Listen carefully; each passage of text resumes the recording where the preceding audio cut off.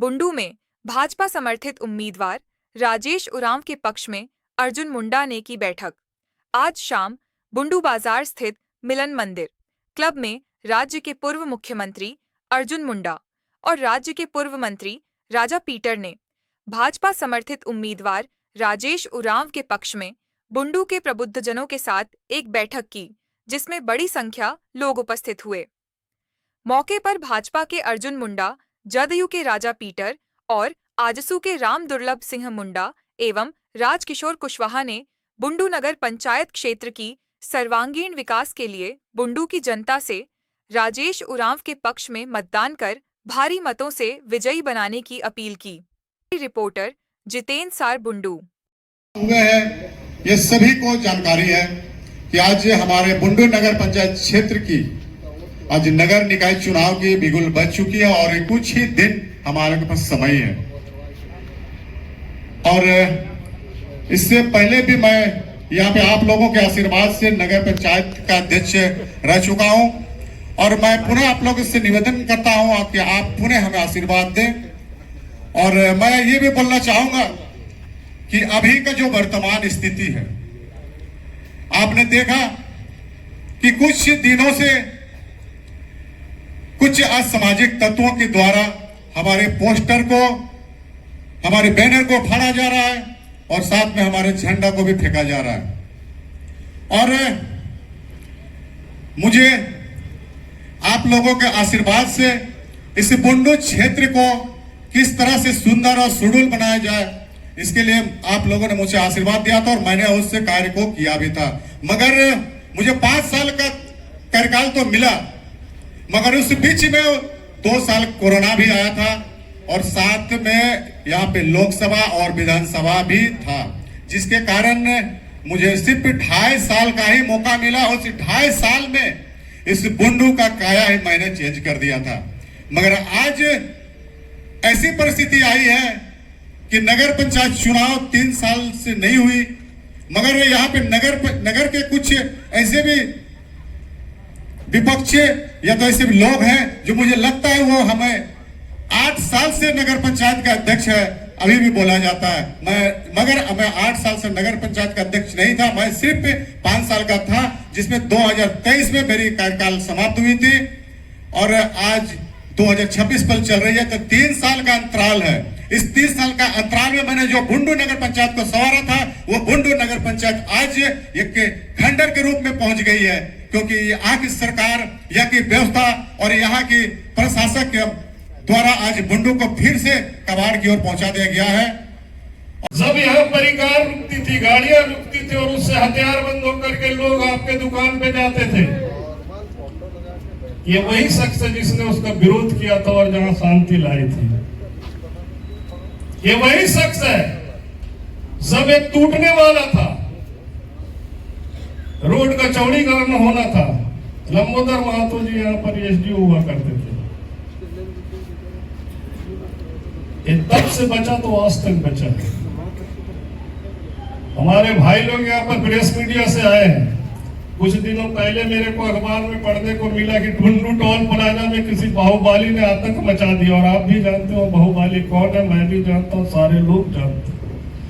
ये मीडिया भी उस नाम को प्रकाशित नहीं की। और कल आप अपने मोबाइल में देख सकते हैं कि एक विधवा महिला की जमीन पर किस तरह से अवैध कब्जा करने के लिए बाहुबली तैयार, और हम सब मूक दर्शक बन के खड़े हुए। हम कहते हैं झंडा फहराकर भगत सिंह अमर रहे, गांधी, सुभाष, टैगोर, तिलक, सबका नाम लेना बहुत आसान है, लेकिन जब सामने में कुछ अवैध होता है तो हम उसके खिलाफत नहीं कर पाते, ये हमारी कमजोरी है। आपको आजादी चाहिए, आपको शांति चाहिए, आपको ये जो करप्शन के खिलाफ हम सभी सड़कों पर चाय पीते पीते बातें करते हैं, उससे अगर मुक्ति चाहिए, तो मेरा एक निवेदन होगा आप सभी लोगों से कि भारतीय जनता पार्टी की तरफ से समर्थित उम्मीदवार, पूर्व में भी यहाँ पर नगर का अध्यक्ष रह चुके भाई राजेश उरांव जी को 4 नंबर टॉर्च साहब पर मतदान करके पक्ष में उसे पुनः बनाए और नगर पंचायत का अध्यक्ष बनाए। मैं आपसे वादा करता हूं कि हर व्यक्ति गलती करता है, भगवान ने भी गलतियां हुई की है। राजेश उरांव जी ने अपने कार्यकाल के दरमियान निश्चित तौर पर, यहां मैं कहीं शंका नहीं करता, निश्चित तौर पर उनसे भी कुछ गलतियां हुई होगी। उनके तरफ से आपका भाई, आपका बेटा, आपका सेवक हाथ जोड़ करके क्षमा मांगता है। और मुझे विश्वास है कि इस मंच से जब इस बात की घोषणा की जा रही है तो भाई राजेश उरांव जी भी उन गलतियों का पुनरावृत्ति नहीं करेंगे, ऐसा मुझे विश्वास है। और आप सभी लोग इस बुंडू नगर पंचायत को सुदृढ़ करने के लिए, झारखंड का सबसे सुंदर नगर पंचायत बनाने के लिए आप उनको सुझाव दीजिए और उनका कर्तव्य होगा कि वो उसको पूर्ण करें। तब जाकर कि जब तक आपसी सामंजस्य स्थापित नहीं होगा, एक एक बातें खोल के बोलूंगा कि नहीं बुंडू तालाब, ये नाली, वो नाला, ये आपस में बैठ करके, ये कोई बहुत बड़ा क्षेत्र नहीं है, 13 वार्ड है, बहुत ज्यादा यहाँ पर मुझे लगता है कि मतदाता होंगे 15 से 16 हजार, आबादी होगी 28 से 30 हजार। सभी वार्ड में जाकर के बैठ करके इस निर्णय को लिया जाए कि कैसे बुंडू का हर वार्ड को सजाया जाए। वार्ड सजेगा तो निश्चित तौर पर ये पूरा नगर पंचायत सज जाएगा। और जो कुछ भी आपको आवश्यकता है, जिससे आप मुक्ति पाना चाहते हैं, और निश्चित तौर पर वो भय आक्रांत माहौल से भी आप मुक्त होइएगा। और ये जो 2-4 पैसे अनावश्यक लिए जाते हैं, उससे भी हम सभी लोगों को मुक्ति मिलेगी, ऐसा मुझे विश्वास है। और मिलजुल करके काम कर। नंबर 2 कि आप ये पूछिए कि पिछला चुनाव किसमें हुआ था, बैलेट पे हुआ था या ईवीएम पे हुआ था? है ईवीएम पे हुआ था, तो इस बार बैलेट पर क्यों करा? जो एक बार एक मतदाता के मनस्थिति में बन गया कि हमको जाके बटन दबाना, ऐसा है कि नहीं है? अब कल विधानसभा का चुनाव होगा, फिर ईवीएम में होगा, पार्लियामेंट का चुनाव होगा, फिर ईवीएम में होगा। ये बैलेट पेपर में क्यों कराना? ईवीएम मशीन सरकार क्यों नहीं उपलब्ध करा रही? हम लोगों ने चुनाव आयोग से पूछा तो कहा कि राज्य सरकार का फैसला है कि बैलेट पेपर पर चुनाव होगा। अब बैलेट पेपर पर चुनाव, तो इधर का पेपर उधर भी हो सकता है कि नहीं हो सकता? तो इस सरकार की मंशा, इस सरकार का इरादा क्या है? इस सरकार का इरादा, जिस तरीके से आज आपने चर्चा किया कि हर मामले में घपला और घोटाला, इसमें भी घोटाला, ये प्रयास हो रहा है। तो इसको कहा जाए कि लोकतंत्र की जो एक आम जनता की अधिकार है, उस अधिकार का उपयोग करने वाले तंत्र को लूटना। बैलेट पेपर पहले के दिन में क्या होता था? क्या हुआ? बोला बूथ लूट लिया, होता था कि नहीं होता? क्या लूट लिया? बैलेट पेपर अपने छाप दिया, ऐसा होता था।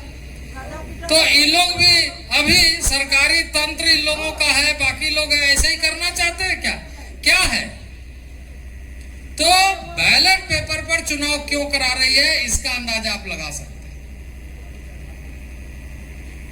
तो ये जो 2-3 ऐसे बिंदु है। दूसरा, राज्य में किस तरह का कामकाजी, कोई भी आदमी अंचल में, बाकी जगहों में, ब्लॉक में, चाहे बाकी जगहों में जाते हैं, या भी होल्डिंग वगैरह वगैरह जितने भी है, उसमें क्या हो रहा है? एक आम आदमी त्रस्त है कि नहीं है?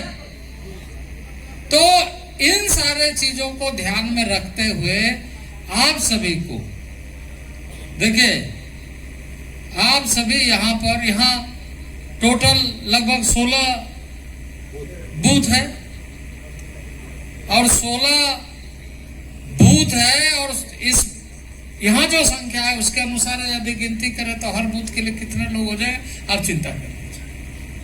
उस दृष्टि से सभी माताओं, बहनों, भाइयों, बुजुर्गों के साथ मिलकर के ये बताना कि भाई देखिए, आप वोट को एक तो बर्बाद मत करिए, आप वोट को लोकतंत्र के हत्या करने के लिए मत दीजिए। आप अपना भविष्य आज का देखिए, हम लोगों को भगवान जो आंख दिया है वो आंख एक सामने का देखने के लिए, किए पढ़ने के लिए बाकी, लेकिन दूर का भी देखने के लिए दिया है। सिर्फ नजदीक का, दूर का देखने के लिए भगवान क्यों दिया है? क्योंकि भविष्य का ही चिंता आप करिए। भविष्य का चिंता मतलब हर आदमी, हर व्यक्ति, हर परिवार सबसे ज्यादा किसका चिंता करता है? बेटा बेटी कि उसके, और सारा कमाई उसी के लिए सोचता है कि भविष्य में बेटा बेटी का क्या होगा। तो उसी को दूरदृष्टि बोलते हैं कि आप दूर तक देखिए कि बाद के दिनों में क्या होगा। आज यदि यहाँ पर इस तरह का उत्पात हो रहा है, इस तरह की घटनाएं घट रही है, लोग लोकतंत्र का दुरुपयोग करते हुए हाईजैक करने का कोशिश कर रहा है, तो कल क्या करेगा? ऐसा सिस्टम रहेगा। तो मैं बुंडू के प्रबुद्ध जनों से, बुंडू के तमाम नागरिकों से यही कहने के लिए आया हूं कि आपके सामने आपके परिचित, आपके सहोदर, आपके आत्मीय राजेश उरांव, जिसको आपने अग्नि परीक्षा के दौर से चलते हुए देखा है, उनको फिर से जिताइए। क्योंकि उन्होंने पिछले टर्म में कोशिश किया है कि सबके सुख दुख में हम शामिल किया है कि नहीं किया है? सबके सुख दुख में शामिल होते हुए उन्होंने कोशिश किया है कि हम बुंडू नगर का सेवा करें, जिसकी चर्चा हमारे राम दुर्लभ जी कर रहे थे कि इस बुंडू नगर को हम पहले सेवा किए और आगे भी सेवा करें। राजेश उरांव के लिए प्रति मतदान की अपील करने के लिए बुंडू सहित 48 स्थानों पर नगर निकाय के चुनाव हो रहे हैं और इस चुनाव में हमारा यहाँ बुंडू का प्रत्याशी, समर्थित प्रत्याशी राजेश उरांव है और मैं अपील किया है कि राजेश उरांव एक बहुत ही सरल, सहज और हमेशा जनता के प्रति समर्पित रहने वाले प्रत्याशी है, जिन्होंने पहले भी सेवा किया है, उनको पुनः जिताए। पर एक बात निश्चित रूप से कहूँगा कि राज्य सरकार ने जनता के अधिकारों को छीनने का प्रयत्न किया है। नगर निकाय के चुनाव को 3 साल विलम्ब से कर रहा है। 3 साल विलम्ब से करने का मतलब ही ये होता है कि जनता के अधिकारों से उन्हें वंचित रखना। जो आम जनता सहज तरीके से अपनी समस्याओं के समाधान के लिए एक संस्थागत संवैधानिक व्यवस्था के तहत उसे न्याय मिले, वैसे संस्थाओं को एक तरीके से धूल दूषित करने का प्रयास लगातार सरकार करते रही। हाई कोर्ट को हस्तक्षेप करना पड़ा, जनता हाई कोर्ट, जनता विभिन्न स्तरों पर मांगे उठाई, तब अब चुनाव हो रहा है। और दूसरा यह है कि यह चुनाव ईवीएम मशीन से होना चाहिए पर बैलेट से करा रही है। हम सभी ऐसे संस्थाओं से कहेंगे इस पर विशेष ध्यान रखें कि किसी भी तरह का गड़बड़ी ना हो और आम जनता के अधिकारों को किसी भी तरीके से नुकसान ना हो। सर, भाजपा लगातार मांग करती रही कि दलगत आधार पर चुनाव हो। नहीं, देखिए हम लोगों ने मांगे रखी थी पर उस मांग को राज्य सरकार ने नहीं माना। उससे एक व्यवस्थित तरीके से और अच्छी बात होती, लेकिन वो नहीं हुआ। अभी इस विषय पर कहने का कोई मतलब नहीं। अभी तो दलीय आधार पर नहीं हो रहा है, लेकिन दलीय समर्थन के आधार पर हम चुनाव में जनता के बीच में हैं और मुझे आशा है कि इस चुनाव में राज्य की जनता, नागरीय क्षेत्र के ऐसे सभी मतदाता इस बात को सुनिश्चित करेंगे कि संवैधानिक व्यवस्था राज्य में अच्छे ढंग से स्थानीय स्तर पर खड़ी है।